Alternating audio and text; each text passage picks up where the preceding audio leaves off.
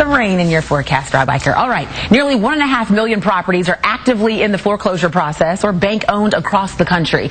Orlando's housing market paints a very different picture, and the news is much better for us. Joining me this morning to talk more about this, Isaac Lidsky, the CEO of ODC Construction. Thanks so much for being here. Thanks for having me. So, Isaac, it sounds like good news for both buyers and for sellers. Break it down for us. Well, the housing market is booming in Orlando. Nationally, we saw the Case-Shiller numbers came out last week. Home prices are up 11%. Tampa is the closest geographic region they track. That's up 12%. More importantly, home prices in the area are still 40% off of their highs from 2006, so there's a lot of room for pricing to climb, while supply is virtually zero.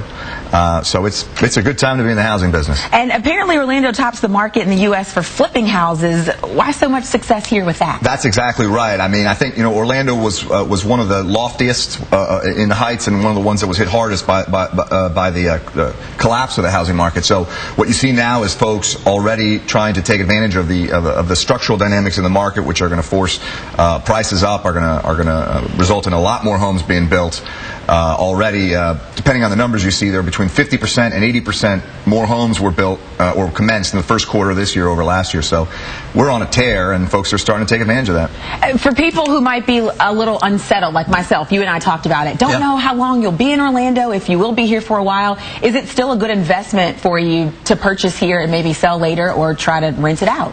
Well, again, the structural dynamics now in the housing industry here in Orlando definitely suggest that at least for the next 3, 4, 5 years, it's a good time to be buying a home in the Orlando region in Central Florida. And there are a lot of folks like you, we were talking about earlier. You have a lot of folks who are either still living with their folks or are in apartments, and they're going to be wanting to settle down and buy homes. Also, you have 76 million people nationwide who delayed retirement when the housing market collapsed. Those folks are looking to retire now, starting to come back, and a lot of them want to come to Florida. Now, your answer might be a little biased in this one, but let me ask you anyway. Is it better to buy a new construction home if you're going to purchase, or for some people who might be limited in their cash to say, okay, let me just go ahead and buy my first home and maybe just stay there temporarily? Well, the thing about new home construction is you can get a tremendous amount of value for your dollar. Companies like Meritage Homes, D.R. Horton, Ryland, Pulte, these are companies that really truly optimize the efficiencies of their construction and are able to deliver huge, beautiful homes for very low money. So you get what you want. You get what you want, exactly. You get to customize it. All right. Isaac, thank you so much. Thanks for having me. All right, Tom. Thank you. Still to come on Good Day Orlando, wedding bells behind bars.